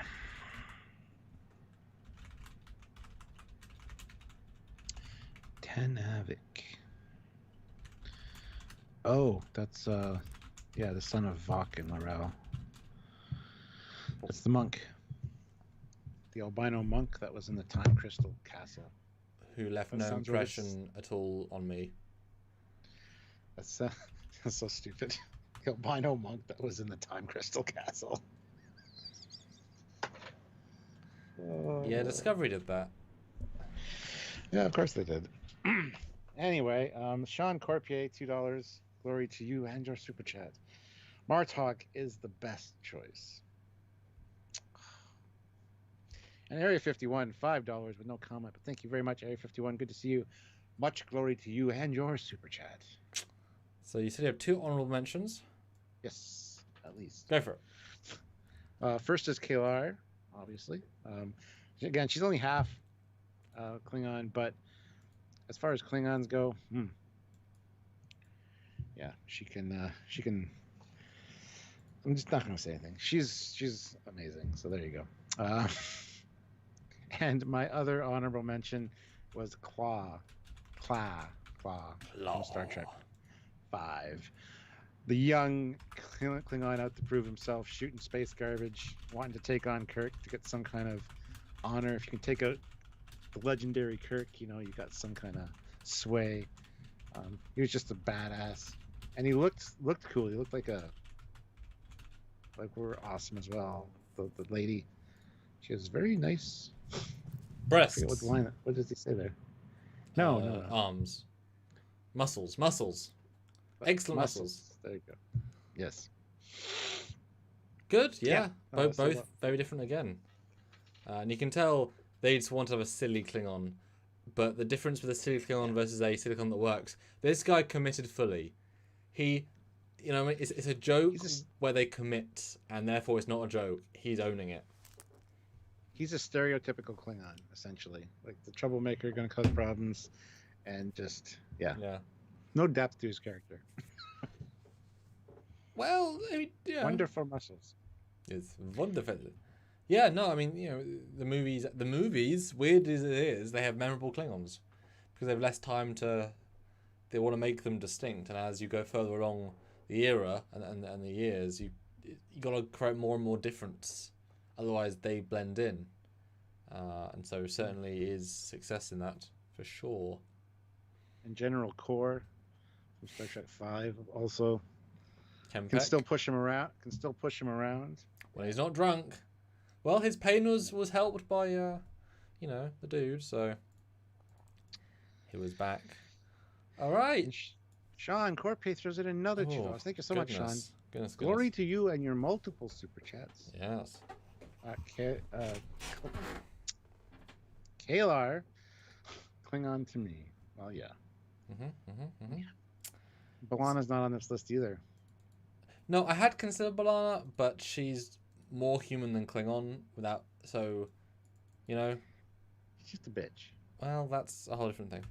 So just to reiterate those, Stuart, so that we let us know what you think of our final listings. It's always been 2 hours since we started. I'll give my top 10 list in reverse order, and you'll give your top 10 list in reverse order, and then you guys let us know what you think. Do you agree, disagree? And I'll do final super chats as we start to close out. So my 10 list, my number 10 is Kern. Number 9 is Advocate Kolos. My number 8 is Azat Bur. My number 7 is Gowron. My number 6 is Kor. My number 5 is Krug. My number 4 is Gorkon.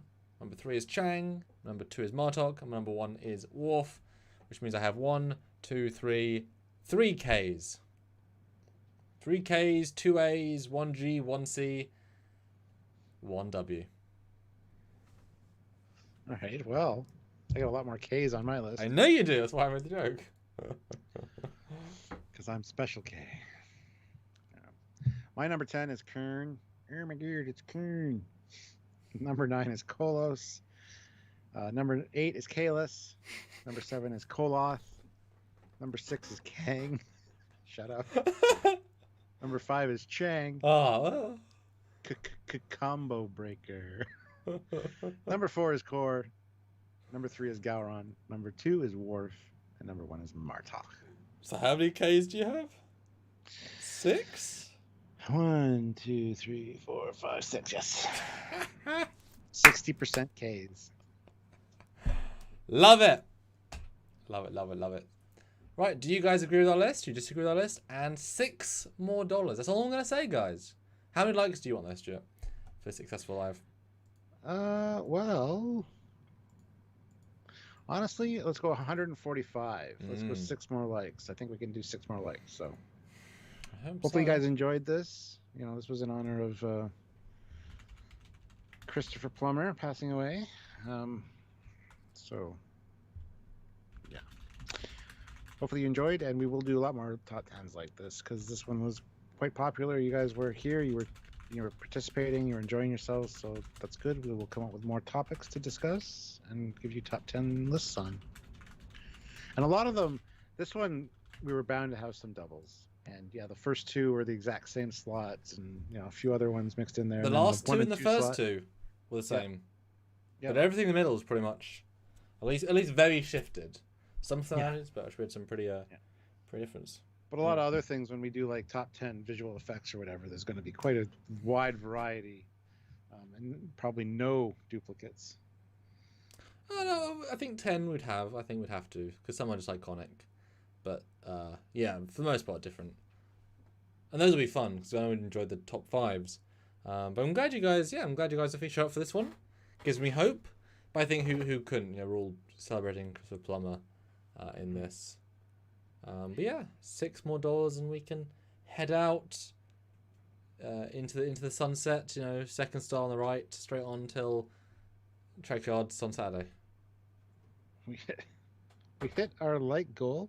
Ooh. So I don't know. We're only 4 away from 150. Can we Ooh, do come 4 on. more? 4 more likes and $6 more dollars. Yes. And who wants the last super chat slot? Right now, Sean, which I think Sean earned it. He did super chat a lot during this one. So much glory to him and his house. QAPLA. Kaplazi Pla. Fleet Paw Swiftback, $4. Here's half. Indeed. QAPLA. Oh, sorry.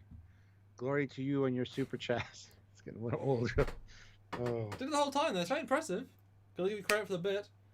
Tuning 3434, €5. Glory to you and your super chat. All are Klingons the most fun species in Star Trek, considering Garrick exists? I can't. Most fun species. I don't know if that's a good way to put it, but Well, they're the most surprisingly deep species, considering they're just a warrior race. and they weren't supposed to be a big part of TNG, according to Gene Roddenberry. He just wanted Worf there, but not really explored. So, And also Cardassians, like, there's 4 Cardassians of worth. And if you want to go mirror as well, 5. How many Klingons, sorry? Dozens of interesting Klingons. Like, doing a top 10 Cardassian list would be hard. You know? Like, there's probably just 10 that are really, really worth mentioning. So that tells you enough that they're not as interesting a species. They won't go much time, obviously, but, you know, they've got 2 A stars, but Klingons have at least sort of 7 A stars, etc. looks like we got a PayPal. So Oh, excellent. but before we do the PayPal, we'll Yes. read the last super chat slot. There's George Nees, €5. There you go. Glory to you and your house. Mhm. And your super chat as well. Super chat. Great live. I agree with Martok as first because he was more believable than Worf. Believable is not a good word, I don't think. Yeah, well, yeah. Out of competition, what about the Duras sisters? Oh, Well, goodness. they're dishonorable Romulan conspirators. No, I think he means which one do you like more? Oh, That's a interesting question. I don't know which one's which. the pretty one, which is the small one. I don't know which one that is. Yeah, the less tall face. The tall Yes. face one is too stern. The other one is a bit more fun. Yeah. Also, the actress is in Stargate, and she's great in Stargate. So. And Lista Jericho puts in a $4 PayPal. So Ooh. glory to you and your PayPal. Ooh. Yeah.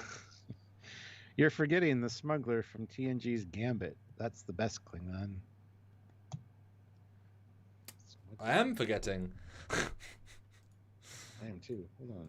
Although I'll be honest, I did actually consider though the first Klingons we see in TNG, the 2 dudes, the Admiral Forrest actor, because he was interesting, memorable.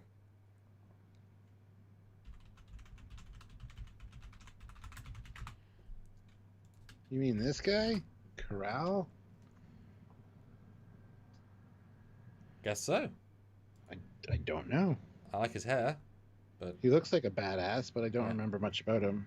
Oh, what about Tiny Lister, who just passed away not that long ago too? He was in Broken Bow Enterprise. He played the Klingon in the first episode.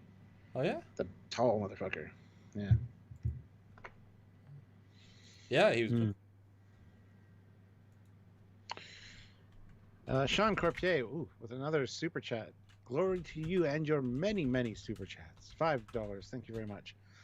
All glory to Trekyards and the houses Foley and Cookings. Oh, thank you. Thank you, thank you, thank you. Thank you. One more like to hit 150. There's one person out there that hasn't hit that like button out of the 93 that are watching Ooh. currently. There we go, 150. Hit it. Thank you. We hit all of our goals. We even got a new member during this one, which is great. Yes. Good to see that number being filled in. Yes. So. Brilliant.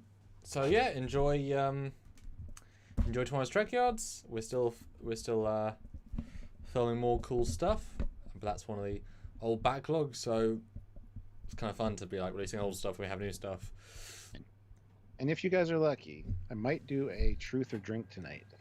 We'll see how I feel. Ooh, that is a I was really tease. popular last week, and the trick is to get me to drink. Ask me a question I don't want to answer truthfully. That's a But I have hard no game. shame. I have no shame, so it's like a game show. You guys have to try to figure out what I can answer. And What buttons have shields on them? Yeah. Nice. Right, we'll see you next week for more lives, guys. Have a lovely weekend. And yeah. Thanks, guys. Bye, everybody. I'm Captain Foley. I'm Connor Kongs. Bye, guys. Glory to you and your house. QAPLA. And your house. Say it. Say it before we leave. Close out with Kaylas. Come on. Oh. They waited the whole thing for this. Kaylas! Kaylas! Yeah. Kaylas!